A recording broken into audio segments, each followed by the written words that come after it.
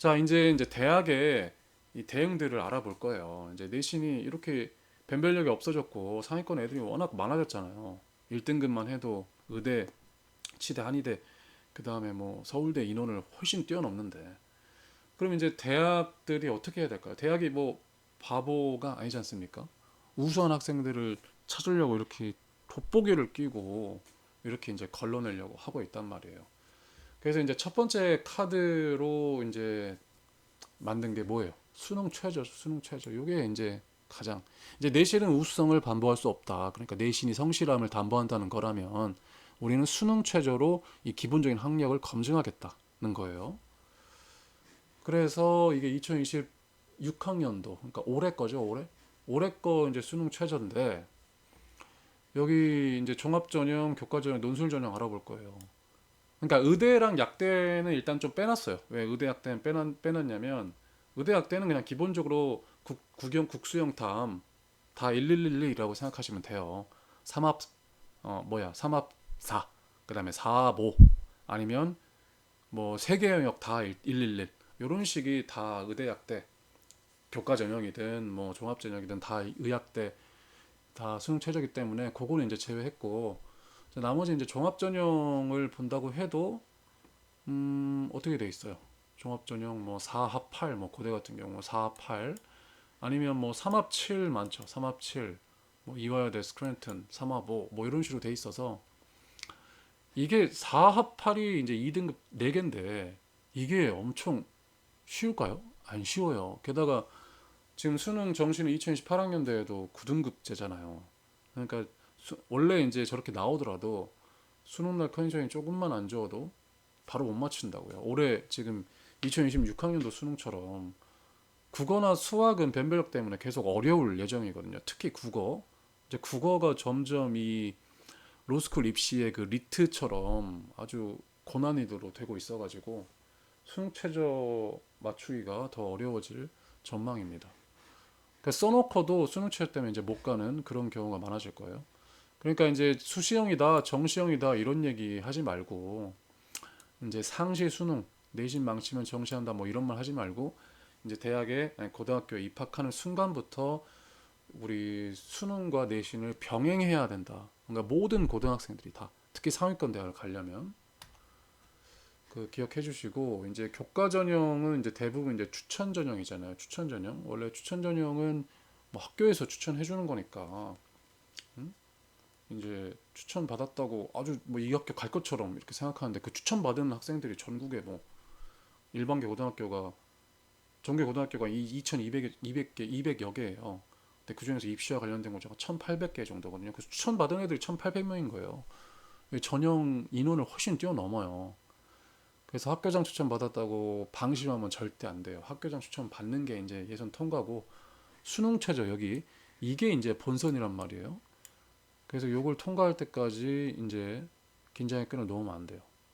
그리고 오히려 이제 이 수능 최저가 있다는 건 오히려 수능을 이제 뭐 중학교 때부터라든지 뭐 고등학교 1학년 때부터라든지 열심히 준비한 친구들한테 오히려 강점이 되죠. 내신이 아무리 좋아도 추천을 맞아도 수능 최저 못 맞으면 어차피 떨어지는 거니까 수능 최저만 맞춘다면 요거를 못 넘은 학생들을 다 걸러낼 수가 있는 거예요. 내 경쟁에서 다 이겨낼 수 있는 거죠. 그래서 저는 극단적으로 수능 최저를 준비할 때 수능을 다 준비하지 말고 어차피 정시는 20%밖에 안 되니까 그러니까 수능 최저 요 2합 7이라든지 3합 7이라든지 목표 대학의 수능 최저 그 과목만 딱 집어서 공부하라고 해요. 그게 더 전략적인 건데 대부분 이제 학생과 학부모들이 불안하니까 정시까지 생각해서 전 과목을 다 잡고 있는데 그러면 안 돼요. 진짜 한 3, 4년 전부터 이제 그런 트렌드가 바뀌었어요. 아무리 수능 최저 준비한다고 해도 정시로는 아예 수시랑 갭이 차이가 엄청 심해 갈 수 있는 대학이. 그래서 적당히 그렇게 미리 전략을 잘 세워야 된다는 거예요. 자, 그리고 이제 논술 전형인데 제가 이제 요 논술 전형에 할 말이 조금 많아요. 수시에서 이제 입시 이제 대학 정할 때 되니까 갖고 오는데 다른 이제 종합 전형이라든지 교과 전형이라든지 수능 최저 못 맞추니까 목표 대학을 못 갈 것 같단 말이에요. 그래서 갑자기 3학년 1학기 대학 정하러 와가지고 논술을 하겠다고 한단 말이죠. 그러면 무조건 떨어집니다. 그냥 깔아주는 거예요. 논술 경쟁률이 높은 게 다 그 이유예요. 논술은 기본적으로 그 내신 말고 그 모의고사에서 문과면 국어, 이과면 수학에서 1등급이 안정적으로 계속 나와야 돼요. 상위 4%. 그러니까 28만 명 그 재학생 중에서 어차피 지금 재수생들이 13만 명, 14만 명 있잖아요. 그 사람들까지 포함하면 원래 1등급인 친구들도 2등급까지 밀린다고요. 그러니까 고3 재학생들만 참여하는 시험에서 1등급이 안정적으로 나오면 이제 그 친구들이 고등학교 2학년 여름방학 때까지 딱 보고 논술을 할지 말지 결정을 한다고요. 여기 그 교육특구에서는. 어차피 수능 준비하는 애들이 다니까 논술로 살짝 트는 거예요. 내신은 조금 무리다 생각을 하고. 그래서 일단 기본 자격, 기본 입장권이 국어 1등급 혹은 수학 1등급인데 시기적으로 2학년 1학기 끝나고 여름방학부터 이제 논술을 결정을 해서 진입을 해야 돼요. 그래야 이제 뭐 2학년 2학기 때 뭐 기출문제 이런 것들 풀어보면서 훈련을 하고 2학년 겨울방학 때 이제 본격적으로 대학별로 예상문제 풀어보면서 언제까지? 수능 날까지 계속 트레이닝을 하는 거예요. 논술이 어렵잖아요. 사실 논술은 뭐랄까 전 모든 전형에서 지방에서 준비하기가 조금 어려운 그런 전형 중에 유일한 전형이랄까? 왜냐면 수능은 이제 요새는 이제 그런 프리패스도 많고 학교 선생님들 수준도 좋기 때문에 이제 수능 준비할 수 있는데 논술은 조금 어렵다 이거예요. 근데 이걸 바꿔 말하면 뭐예요? 논술도 논술이 유일하게 뭐 내신이라든지 정성평가라든지 뭐 이런 거 챙길 필요 없이 논술 시험만 잘 보면 갈 수 있는 전형이 유일한 게 이제 논술이란 말이에요. 이거밖에 없어요. 그러니까 논술을 결정할 거면 2학년 1학기 여름방학 못해도 2학년 2학기 때까지 결정을 해야 돼요. 자, 그리고 한 가지 포인트가 또 가천대 얘기해서 좀 신경 쓰일 수도 있을 것 같은데 가천대 국수영탐 중 한 개만 3등급이면 된다 이 말이에요. 그러면 내가 문과야. 그럼 국어 하나만 3등급 맞는 걸로 어차피 논술 국어만 어차피 논술 준비하는 게 수능 국어 준비하는 거랑 거의 다 똑같아요. 그러니까 요 한 과목만 패는 거예요. 만약에 논술을 할 거라고 정했으면. 그래서 국어 수능 준비하면서 논술 2학년 1학기 여름방학부터 하면 가천대 갈 수 있는 거죠. 근데 이제 보통 가천대만 준비를 하진 않죠. 2등급 2개, 2등급 2개. 그렇게 이제 우리가 보통 기준 세워요. 논술할 때 2등급 2개. 좀 상위권까지 욕심 내면 2등급 3개. 이렇게 이제 기준 내고 가기 때문에 내가 이제 수능 최저 내가 2학년 1학기 때까지 내신이랑 모의고사 성적 딱 보고 냉정하게 판단해서 아 이거 답 없다. 근데 수능 최저를 맞출 수 있다. 그러면 과감하게 논술로 승부 보는 걸 추천드려요. 역시 수능 최저 잘 체크해 주시면 될 것 같고. 자, 그래서 이제 이게 첫 번째 대학의 방법이 수능 최저였다면 이제 두 번째 방법은 대학별 정성평가 강한데 이제 첫 번째 방법이 이제 연계 교과 이수 과목을 제시하는 거예요. 그러니까 이제 지금 이제 고교학점제에는 이제 전공 학생 종합전형에 이렇게 쓰면 너 우리 전공 공부하려고 고등학교 때 무슨 과목 들었어? 라고 이제 묻는 시대가 된 거예요. 우리 전공이랑 전혀 상관없는 과목을 들었으면서 입시 그 전략 쓸 때, 입시 전략 대학교 정할 때 이렇게 이야기 맞추면 대충 우리 전공 될 것 같아요. 요게 안 된다는 거예요. 그래서 이제 대학들이 너 이렇게 이야기만 대충 껴맞춰가지고 지원할 거지는 것을 방지하기 위해서 이제 이수 권장 과목을 이렇게 제시를 하는 거죠. 근데 우리가 이제 사회생활 하다 보면 알지만 이런 어떤 우리가 소위 관이라고 하는 뭐 정부라든지 뭐 대학이라든지 뭐 기업이라든지 뭐 학교 뭐 이런 데서 권장, 추천, 권고, 뭐 요청 뭐 이런 것들 다 뭐예요? 해도 되고 안 해도 되고 아니라 해야 된다는 거죠. 반강제입니다. 사실상 강제예요. 이렇게 안 하면 어떻게 돼요? 감점을 당하니까. 응? 지금 여기 있는 대부분의 이제 권장 과목, 연계 과목 이런 것들이 감점이에요. 감점, 여러분. 그러니까 반드시 해야 된다는 거예요. 그러니까 이제 어려워서 뭐 내신 안 나올 것 같아서 2학년 선택 과목 때 이렇게 이제 요리조리 피해갈 생각하지 말고 필수 과목이다. 이게 내 전공과 꿈에 딱 맞는 거다 하면은 내가 공대니까 미적분, 물리, 화학 이런 것들 강력하게 정면 승부하라 이거예요. 이제 그런 모습들을 보고 타당하게 더 판단한다 이거죠. 내신이나 그러니까 예를 들어 학점이 조금 낮다, 내신 등급이 조금 낮다 이런 것은 다른 어떤 비교과나 이런 것들을 열심히 보완하는 모습 보여주면 그래도 정상 참작해주겠다. 근데 전혀 딴 과목, 이 이수 과목의 위계성과 충실성에서 벗어나는 그런 과목들, 상경계인데 미적분이나 경제수학 피했다, 공대인데 물리2 안 들었다, 이러면 이제 광탈이라는 거예요. 아시겠어요? 쫄지 말고 내 거에 맞는 그런 정석적인 길을 선택해야 된다. 그거 하라고 지금 이런 권장 과목 추천인데 뭐라고 해서 반강제 하는 겁니다. 아시겠죠? 자, 그래서 이제 요거를 좀 더 우리 교육과정 요 선택 과목이랑 이제 연계해서 보면 이제 이미 지금 이 연계가 고등학교 1학년 1학기 때 벌써 이제 선택 과목들 2, 3학년 선택 과목들 학교별로 다 지금 다 짜여져서 안내를 다 했고 계속 안내를 하고 1차 신청 받고 2차, 3차 신청 받아서 지금 이 시점이면 거의 2, 3학년 선택 과목들 다 선택했을 거예요. 자, 근데 여기서 아까 그 대학의 그 권장 거기랑 좀 더 이제 연계된 얘기를 해보자면 먼저 이 빨간 과목 요 빨간 과목이 이제 수능 과목이에요. 수능 과목. 요 공통 국어, 수학, 영어는 다 수능이랑 연계된 거고 빨간색들이 이제 일반 선택 과목들 이제 다 내용들인데 요거를가 이제 아주 핵심적인 내용이라고 보고 그 다음에 이 일반 선택 과목은 뭐예요? 이제 그 각 과목군, 교과군의 중추, 허리와 같은 과목들이 이제 일반 선택 과목이고 이제 진로 선택이나 융합 선택으로 넘어가게 되면 이게 나의 진로를 보여준 이제 허리, 가시, 그러니까 나무의 중심이 일반 선택이라면 이제 나무의 줄기 같은 과목들이 진로 선택이나 융합 선택이라는 거예요. 이제 예전에 이제 전 교육과정 같은 경우에는 이 진로 선택 과목이 이제 절대평가고 A, B, C로만 나와서 성적 부담이 없었어요. 3학년 때 듣는 과목들. 일종의 피난처였는데 이제는 그런 과목들이 없죠. 요 까만색으로 되어 있는 건 다 상대평가거든요. 그래서 사실 이제 고3이 돼도 상대평가가 계속 되기 때문에 도망칠 곳이 없는 거죠. 그럼 어떻게 해야 되냐? 1학년, 2학년 때는 빨간색 일반 1학년, 2학년 때는 이제 공통 과목, 그다음에 2학년 때 빨간색 일반 선택 과목으로 수능 기초 체력을 단단히 다지고 그다음에 2학년, 3학년 때는 파란색 진로 선택 과목, 그다음에 융합 선택 과목 이걸로 내가 이제 이 진로에 이만큼 진심이다. 이렇게 이제 보여줘야 된다는 거예요. 아, 물리 어려운데 경제 수학 애들 적은데 이러면서 피하면 안 됩니다. 그럼 대학은 당신이 쉬운 길로 도망만 갔지 이런 것들 다 알아요.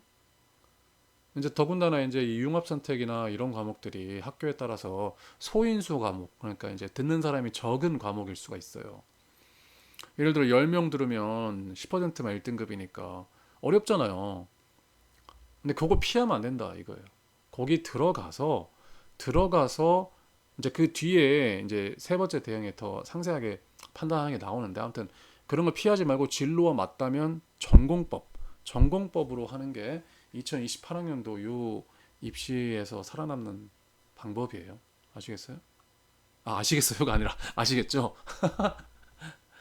이 교양 과목 이런 거뭐 잠깐 얘기하면 뭐 인간과 철학, 논리와 사고, 심리 이런 것들 정말 이제 심화적으로 나온 내용들, 경제 활동 다 듣기 좋죠. 내용을 만들기가 너무 좋단 말이에요. 상세적으로 풀어나가기가. 자, 그렇게 해서 이제 세 번째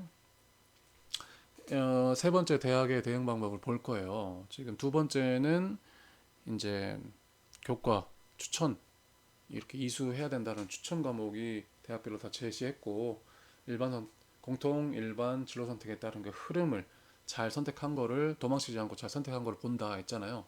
근데 이제 세 번째 대항은 요게 진짜 좀 무서운데 내신을 마이크로하게 미세적으로 살펴본다. 자, 이거예요. 지금 우리 아까 그 부산교육청 학력개발원에서 말한 것처럼 이게 상대평가 과목들이 엄청 늘어났잖아요. 3학년 때도 상대평가 과목이 많단 말이에요. 비록 5등급제긴 하지만. 근데 그게 엄청난 부담인데 요 지금 녹색 같은 경우에는 패스월, 페일만 나오고 나머지는 이 파란색 과목을 제외하고는 다 상대평가예요. A부터 A, B, C, D, E까지. 근데 이제 여기서 이제 1등급을 네거티브 게임이라고 그랬죠. 1등급을 안 받으면 큰일 나는 게임을 하는데 그 1등급 중에서도 원점수랑 이제 이수 여부, 즉 질적으로 얼마나 높은 1등급을 받았냐가 이제 훨씬 중요해진다는 거예요. 그러니까 이제 상대평가의 질을 훨씬 더 따라가야 된다. 그럼 이제 그게 구체적으로 무슨 내용이냐 한번 살펴보면, 이제 기존의 2015학년도 2015 개정교육과정의 성적표랑 이제 2022 개정교육과정 성적표를 한번 비교를 해보면 핵심은 뭐예요? 핵심은 여기 표준 편차가 사라진다는 거예요. 표준 편차. 원래는 이제 이 표준 편차를 가지고 이제 전국의 무슨 고등학교든 간에 이 내신이 어렵고 학생들의 수준이 높고 이런 것들을 이 표준 편차가 들어인 표준 편차를 활용해서 Z 점수라는 걸로 계산할 수가 있었어요.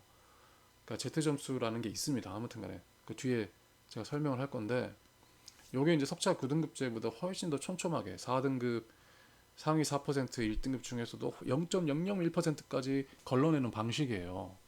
학교의 수준도 다 파악할 수가 있고, 근데 요게 사라지고 뭐가 등장했어요? 성취도 분포 비율이 등장했어요.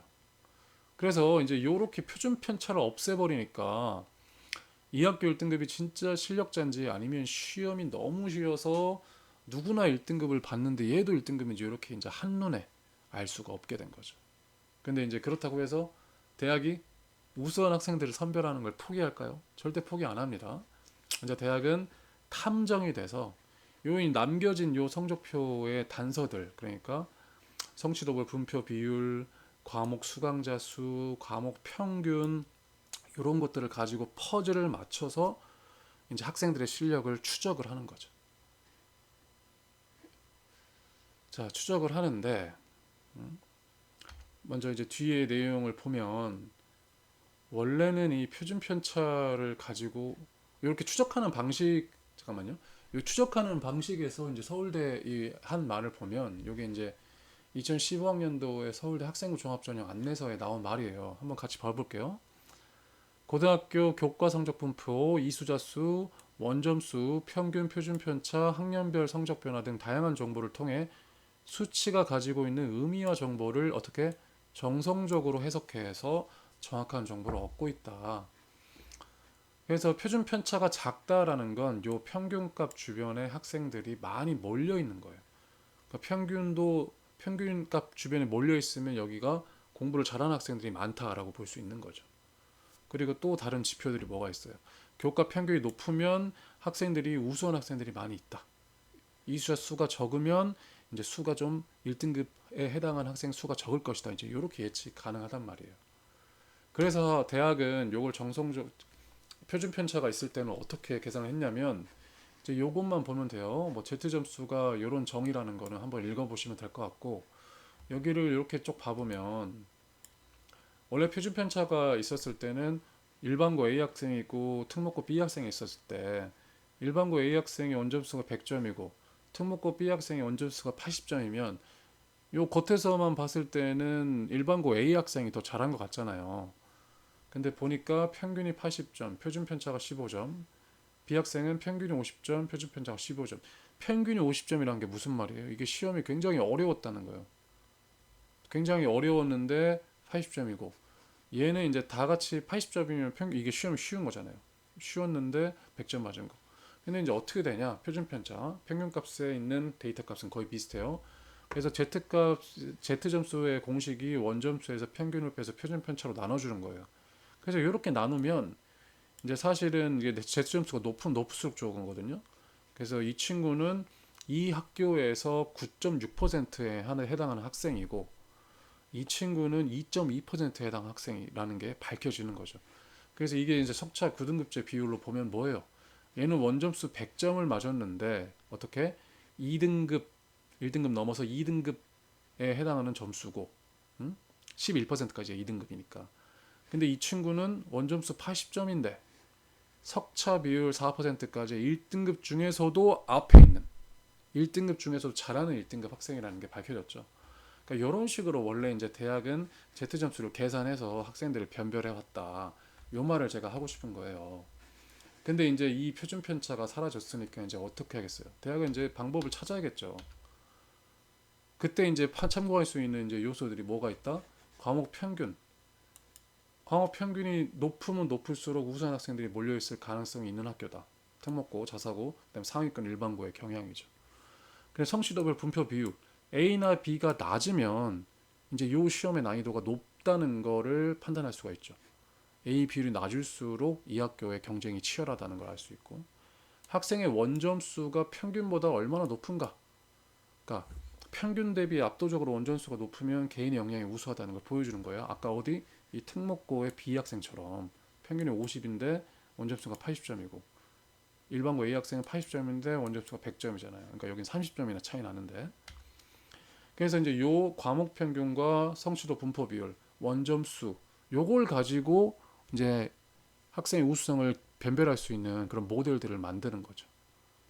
그러니까 결국에는 우리는 어떻게 해야 된다? 이 대학이 요 세 가지를 보니까 무늬만 1등급이 아닌 압도적인 1등급이 돼야 되는데, 그때 이 압도적인 1등급의 목표 1등급이라는 것은 평균이 낮았을 때, 즉 시험이 어려울 때 A 과목이 A 비율이 적은 과목, 즉 경쟁이 치열한 과목에서 100점에 가까운 원점수를 맞는 거를 우리가 압도적 1등급이라고 보는 거예요.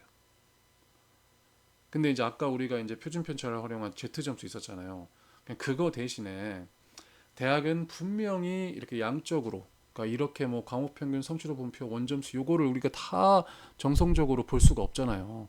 그래서 요거를 점수를 넣어가지고 환산하는 그런 지표 체계를 분명히 갖고 있을 겁니다. 제가 왜 그걸 확신하냐면 이미 대학은 이제 2015 개정 교육 과정에서 우리 고3들 진로 선택 과목 있잖아요. A, B, C로 하는 거. A, B, C로 이제 절대 평가하고 그다음에 A, B, C 그 성취 비율, 구간별 비율 이제 그거를 이제 주는 걸로 진로 선택 과목을 대학별로 이제 어떻게 체크하냐, 이게 이제 이슈였는데, 어떤 대학은 뭐 A 받으면 100점, B는 뭐 98점, C는 뭐 96점 이렇게 주는 대학도 있고, 어떤 대학은 요거를 비율로 어떻게 곱해가지고 공식을 만들어가지고 하는 고대 같은 그런 대학들이 있었어요. 그래서 제가 이제 이거는 이제 예시로 만든 거예요. 아, 대학들이 요렇게 이제 분석 요소, 이제 표준 편차를 제외한 요 세 가지 요소가 있다고 한다면 요걸 가지고 이렇게 정량적으로 이제 숫자를 만들 것이다. 요거는 이제 가장 최소화된 모델이에요. 대학에서는 요거보다 좀 더 복잡한 내용을 쓸 것 같은데 뭐 제가 임의로 만들었습니다. 여러분들 좀 이해를 돕기 위해서. 그냥 대충 1등급 평가하겠구나 이런 게 아니라는 걸 보여주기 위해. 인덱스 이름은 에이스 인덱스 제가 지었어요. Academic Competency and Context. 그러니까 뭐 그런 경쟁 정도라든지 이런 맥락의 우수성을 보는 그런 지표다. 그래서 에이스 인덱스로 이름을 지었고, 요 에이스 인덱스 같은 경우에는 두 가지로 곱하면 됩니다. 성적 우수도 점수. 이건 뭡니까? 학생의 원점수가 과목 평균 대비 얼마나 뛰어난가? 평균보다 훨씬 요 갭이 크면 클수록 우수한 학생인 거예요.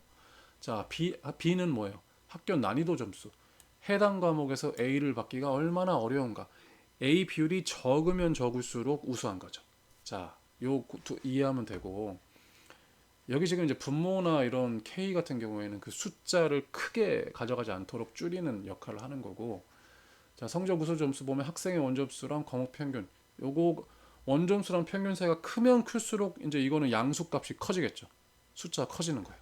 근데 이 지금 난이도 점수 같은 경우에는 성취도 비율이 작으면 작을수록, 분자는 고정돼 있으니까 작으면 작을수록 커지는 거예요.